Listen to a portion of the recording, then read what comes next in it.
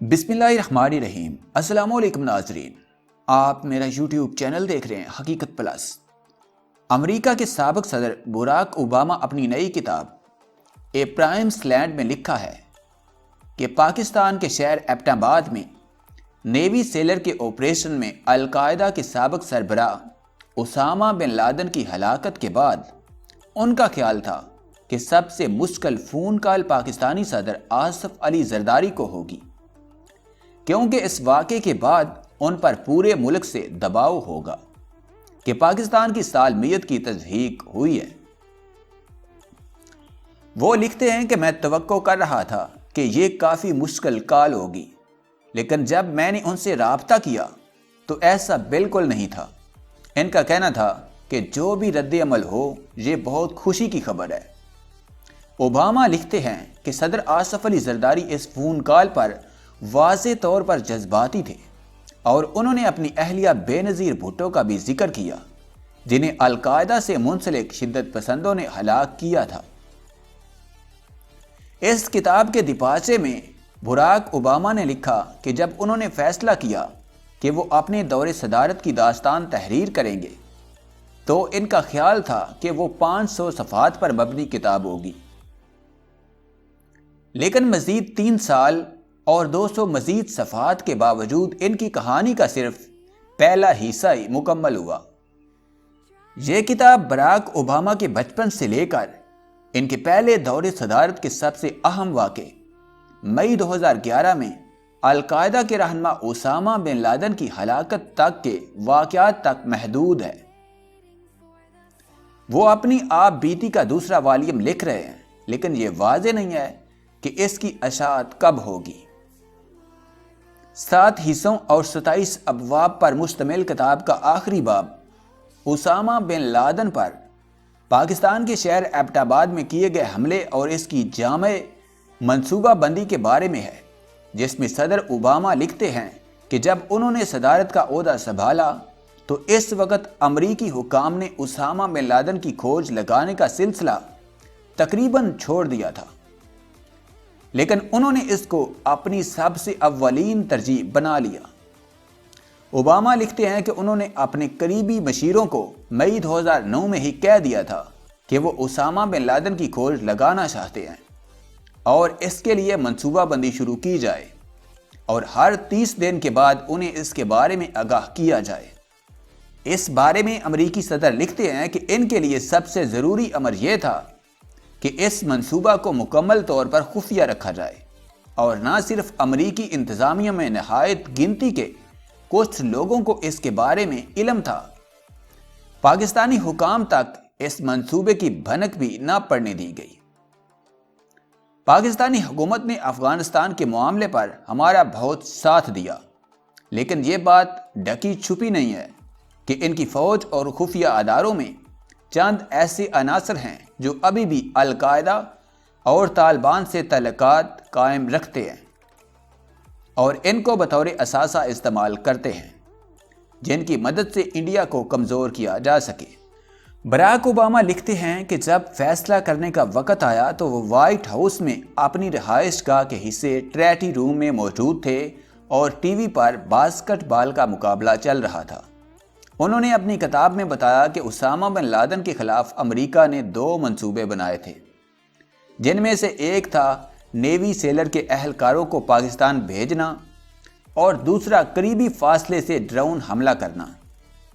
ان کے قریبی ترین رفقا میں سے اکثریت نیوی سیلر کو بھیجنے پر راضی تھی، البتہ اس وقت کے نائب صدر اور سن 2020 کے صدارتی انتخابات کے فاتح جو بائیڈن ان میں سے نہیں تھے۔ اوباما لکھتے ہیں کہ جو بائیڈن نے ان کو صبر کرنے کا مشورہ دیا اور وہ نیوی سیلر کو بھیجنے کے خلاف تھے۔ براک اوباما لکھتے ہیں کہ سیکرٹری دفاع رابرٹ گیٹس بھی اس حملے کے خلاف تھے اور اس بات کو آگے بڑھاتے ہوئے جو بائیڈن نے اپنے خدشات کا اظہار کیا کہ مشن کی ناکامی کی صورت میں پیدا ہونے والی صورتحال انتہائی گھمبیر ہوگی، اور یہ کہ اس حملے کی اجازت دینے سے قبل خفیہ اداروں کی جانب سے ایبٹ آباد کے مکان میں اسامہ بن لادن کی موجودگی کا پورا یقین کر لیں۔ سن 2011 کو یکم اور 2 مئی کی درمیانی شب کو کیے گئے حملے میں اسامہ بن لادن کو ہلاک کر دیا گیا۔ صدر اوباما اس پر لکھتے ہیں کہ بطور صدر میرے ہر فیصلے پر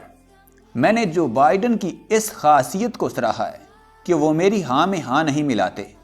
اور مجھ سے سخت سوالات کرتے ہیں، اور انہی کی وجہ سے مجھے خود ذہنی طور پر وہ آسانی اور جگہ ملتی ہے تاکہ میں اپنے فیصلوں پر مزید سوچ بچار کر سکوں۔ اوباما لکھتے ہیں کہ جب نیوی سیلر نے تصدیق کر دی کہ القاعدہ کے سربراہ کو ہلاک کر دیا گیا تو ان کو کچھ تسکین حاصل ہوئی، اور جس کے بعد انہوں نے سابق امریکی صدر بل کلنٹن اور جارج بش جونیئر کو اس خبر کی اطلاع دی اور اس کے بعد چند اتحادی ممالک سے رابطہ کیا۔ سابق امریکی صدر نے لکھا کہ مجھے توقع تھی کہ پاکستان کے مشکلات میں گھرے صدر کو کی گئی کال سب سے مشکل ثابت ہوگی، جنہیں لازمی طور پر پاکستان کی سالمیت کی خلاف ورزی پر ملک میں مخالفت کا سامنا ہوگا۔ تاہم جب میں نے انہیں کال کی، انہوں نے مبارکباد اور حمایت کا اظہار کیا۔ انہوں نے کہا کہ چاہے جو بھی نتیجہ ہو، یہ بہت اچھی خبر ہے۔ بعد ازاں باراک اوباما نے امریکی فوج کے سربراہ مائک ملن کو اپنے پاکستانی ہم منصب کو کال کرنے کے لیے کہا، اور وہ اپنی کتاب میں لکھتے ہیں کہ مائک ملن نے پاکستانی آرمی چیف کو کال کی اور بات چیت نرم انداز میں ہوئی۔ جنرل اشفاق پرویز کیانی نے درخواست کی کہ ہم جتنا جلد ممکن ہو کارروائی اور اس کے ہدف کے بارے میں وضاحت کریں تاکہ پاکستانی عوام کے رد عمل کو سنبھالنے میں مدد مل سکے۔ باراک اوباما کا کہنا تھا کہ انہوں نے اس کارروائی میں پاکستان کو شامل کرنے سے انکار کر دیا تھا کیونکہ ان کا خیال تھا کہ پاکستان میں کچھ عناصر طالبان بلکہ شاید القاعدہ سے بھی روابط رکھتے تھے۔ انہوں نے لکھا کہ جب یہ بالکل واضح ہو گیا کہ اسامہ بن لادن ایبٹ آباد میں ایک ٹھکانے پر روپوش ہے تو انہوں نے اسے قتل کرنے کا فیصلہ کیا۔ سابق امریکی صدر نے لکھا کہ معاملے کو خفیہ رکھنے کی ضرورت نے چیلنج میں اضافہ کیا، اور اگر اسامہ بن لادن سے متعلق معمولی سا شائبہ بھی لیک ہو جاتا تو ہم جانتے تھے کہ موقع ضائع ہو جائے گا۔ انہوں نے لکھا کہ چنانچہ آپریشن کی منصوبہ بندی کے مرحلے میں پوری وفاقی حکومت کے صرف چند افراد کو اس بارے میں علم تھا۔ انہوں نے لکھا کہ حالانکہ پاکستانی حکومت نے انسداد دہشت گردی کی کارروائیوں میں مدد اور افغانستان میں فوج کو اہم سپلائی کا راستہ فراہم کیا تھا، لیکن انہوں نے اسلام آباد کو معلومات نہ دینے کا فیصلہ کیا۔ باراک اوباما کا کہنا تھا کہ اس حقیقت کے کہ ایبٹ آباد کمپاؤنڈ پاک فوج کے امریکی فوجی اکیڈمی ویسٹ پوائنٹ جیسے مقام سے چند میل کے فاصلے پر تھا، نے اس مکان کو اجاگر کیا کہ پاکستانیوں کو کچھ بھی بتایا گیا تو وہ معلومات ہمارے ہدف تک پہنچ سکتی ہے۔